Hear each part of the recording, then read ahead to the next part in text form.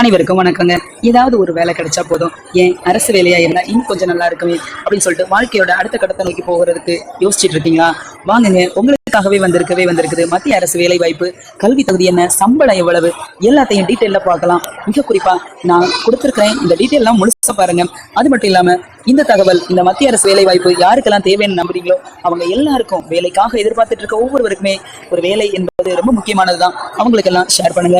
மிக குறிப்பா இன்னும் டீட்டெயில்டா உண்மை தன்மையை பத்தி நீங்க தெரிஞ்சுக்கிறதுக்கு அபிஷியல் வெப்சைட்டை எடுத்து கிளிக் பண்ணி முழுவதுமா பார்க்கலாம். வாங்க, ஒரு இன்ட்ரடக்ஷனா, ஒரு உங்களுக்கு ஆர்வத்தை தூண்டுற மாதிரியான வீடியோ. எவ்வளவு சம்பளம் என்று கேட்டீங்கன்னா ரொம்ப இன்ட்ரெஸ்டிங் ஆயிருவீங்க. வாங்க முழுவதுமாக பார்க்கலாம். கேந்திர வித்யாலயா பள்ளிகள் 14,967 காலி பணியிடங்கள். ஆசிரியர் மற்றும் ஆசிரியர் அல்லாத பதவிகள் விண்ணப்பிக்கலாம். வாங்க, இதை பற்றின ஃபுல் டீட்டெயில் உங்களுக்கு கொடுக்குறேன். கேந்திர வித்யாலயா பள்ளிகள் நீங்கள் கேள்விப்பட்டிருப்பீங்க. மற்றும் நவோதயா வித்யாலயா பள்ளிகளில் காலியாக உள்ள ஆசிரியர் மற்றும் ஆசிரியர் அல்லாத காலி பணியிடங்கள் விவரம் கொடுத்துருக்குறாங்க. 14,967, நியர்லி 15,000. சரிங்களா? ஸோ அவ்வளோ இருக்குது. இதில் பொறுப்புகள் பாருங்கள், இதற்கான பணி நிலவரம் பாருங்கள். தலைமை ஆசிரியர், உதவி தலைமை ஆசிரியர் உட்பட முதுகலை ஆசிரியர்கள், பட்டதாரி ஆசிரியர்கள், தொடக்க கல்வி ஆசிரியர்கள், இந்த எல்லா ஆசிரியர் பணிகளும் நிரப்பப்பட உள்ளது. அடுத்து பாருங்க, காலி பணியிடங்கள் முழு விவரங்கள். பதவியின் பெயர் உதவி ஆணையர் 17, தலைமை ஆசிரியர் 227, உதவி தலைமை ஆசிரியர் 58, முதுகலை பட்டதாரி ஆசிரியர் 2,996, பயிற்சி பெற்ற பட்டதாரி ஆசிரியர் 6,215, நூலகர் 147, தொடக்க கல்வி ஆசிரியர் 3,325. ஸோ வயது வரம்பு கொடுத்துருக்காங்க. கல்வி ஆணையர் 50, தலைமை ஆசிரியர் 35 முதல் 50, உதவி தலைமை ஆசிரியர் 35 to 45. அடுத்து பாருங்க, முதுகலை பட்டதாரி ஆசிரியருக்கு 40 வயது. அடுத்து பயிற்சி பெற்ற பட்டதாரி ஆசிரியர் 35. அடுத்து நூலகர் 35, தொடக்க கல்வி ஆசிரியர் 30. அடுத்து பாருங்க, ஆசிரியர் அல்லாத பணியிடங்கள். நிர்வாக அதிகாரி 12, நிதி அதிகாரி 5, அவங்களுடைய வயது வரம்பு 45, உதவி பொறியாளர் 2, அவங்களுடைய வயது வரம்பு 35, உதவி பிரிவு அதிகாரி 74, வயது வரம்பு 35, ஜூனியர் மொழிபெயர்ப்பாளர் 8, அவங்களோட வயது வரம்பு 30, ஜூனியர் செயலக உதவியாளர் 280, 30, ஜூனியர் செயலக உதவியாளர் 714, 27, ஸ்டெனோகிராஃபர் கிரேட் 1 3, 30, ஸ்டெனோகிராஃபர் கிரேடு 2 57 பணியிடங்கள். 30 வயது வரைக்கும் அவங்களுக்கு உச்ச வரம்பு கொடுத்துருக்குறாங்க.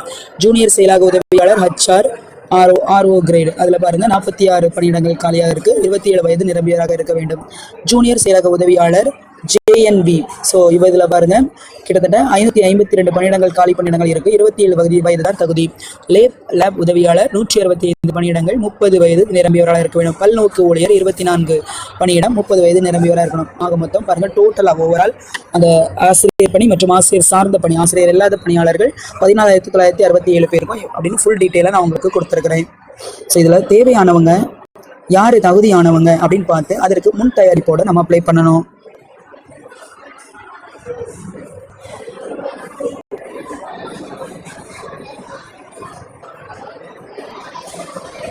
அடுத்து பாருங்க, கல்வி தகுதி. உதவி ஆணையர் பதவிக்கு முதுகலை பட்டத்துடன் B.Ed, தலைமை ஆசிரியராக 3 ஆண்டு அனுபவம் தேவை. தலைமை ஆசிரியர் பதவிக்கு முதுகலை படிப்புடன் B.Ed மற்றும் தலைமை ஆசிரியர், துணை தலைமை ஆசிரியராக அனுபவம் தேவை, அல்லது 12 வருட ஆசிரியர் பணி. உதவி தலைமை ஆசிரியர் பதவிக்கு முதுகலை பட்ட படிப்புடன் B.Ed முடித்திருக்க வேண்டும் மற்றும் ஆசிரியராக 6 வருட அனுபவம் தேவை. முதுகலை பட்டதாரி ஆசிரியர் பதவிக்கு அந்தந்த பாடங்களில் முதுகலை படிப்புடன் B.Ed, இந்தி மற்றும் ஆங்கில வழி கல்வியில் பயிற்றுவிக்கும் திறன் தேவை. ஆசிரியர் அனுபவம் தேவை. கணினி அறிவியல் மற்றும் உடற்கல்விக்கு மாறுபடும். பயிற்சி பெற்ற பட்டதாரி ஆசிரியர்கள் பணியிடங்களுக்கு அந்தந்த பாடத்தில் இளங்கலை டிகிரியுடன் B.Ed தேவை. முதுகலை பட்டம் பெற்றவர்களும் விண்ணப்பிக்கலாம். CTET தேர்வில் தகுதி பெற்றவராக இருக்க வேண்டும். சிறப்பு கல்வியாளர்கள் விண்ணப்பிக்கலாம். நூலகர் பதவிக்கு நூலக அறிவியல் இளங்கலை பட்டப்படிப்பு மற்றும் அனுபவம் தேவை. தொடக்க கல்வி ஆசிரியர் பதவிக்கு 12ஆம் வகுப்பிற்கு பின்னர் டிப்ளமோ அல்லது BEIED ஆகியவற்றை முடித்திருக்க வேண்டும். CTET தேர்வில் தேர்ச்சி பெற்றிருக்க வேண்டும். சிறப்பு கல்வி படித்தவர்களுக்கு விண்ணப்பிக்கலாம். ஆசிரியர் அல்லாத பணியிடங்களுக்கு அந்தந்த துறைக்கான கல்வி தகுதி பெற்றிருக்க வேண்டும். பல்நோக்கு உதவியாளர் பயிற்சி பணிக்கு மற்றும் 10ஆம் வகுப்பு தேர்ச்சி பெற்றிருந்தால் போதுமானது. சம்பள விவரம் பாருங்க, மிக முக்கியமானது. நம்ம எந்த ஒரு வேலைக்கு நம்ம செய்யறதுக்கு முன்னாடி நம்மளுக்கு அத்தியாவசிய தேவையா இருக்கிறது சம்பளம் தான். அதில் பாருங்க, உதவி ஆணையர் தலைமை ஆசிரியர் பதவிக்கு 78,800 முதல் 2,09,200 வரை வழங்கப்படும். உதவி தலைமை ஆசிரியர் பணிக்கு 56,100 முதல் 1,77,500 வரை வழங்கப்படும். முதுகலை பட்டதாரி ஆசிரியர் பதவிக்கு 47,600 முதல் 1,51,000 வரை சம்பளம் வழங்கப்படும். பயிற்சி பெற்ற பட்டதாரி ஆசிரியர் பதவிக்கு 44,900 முதல் 1,42,100 வரை சம்பளம் வழங்கப்படும். தொடக்க கல்வி ஆசிரியர் பதவிக்கு 35,400 முதல் 1,12,400 வரை சம்பளம் வழங்கப்படும். நூலகர் பதவிக்கு ரூபாய் 44,900 முதல் 1,42,100 வரை சம்பளம் வழங்கப்படும். நிர்வாக அதிகாரி பதவிக்கு 56,100 முதல் 1,77,500 வரை வழங்கப்படும். நிதி அதிகாரி மற்றும் உதவி பொறியாளர் பதவிகளுக்கு 44,900 முதல் 1,42,400 வரை வழங்கப்படும்.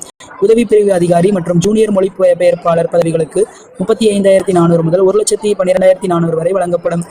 ஜூனியர் செயலக உதவியாளர் பதவிக்கு ரூபாய் 25,500 முதல் 81,100 வரை வழங்கப்படும். ஜூனியர் செயலக உதவியாளர் பதவிக்கு ரூபாய் 19,900 முதல் 63,200 வரை.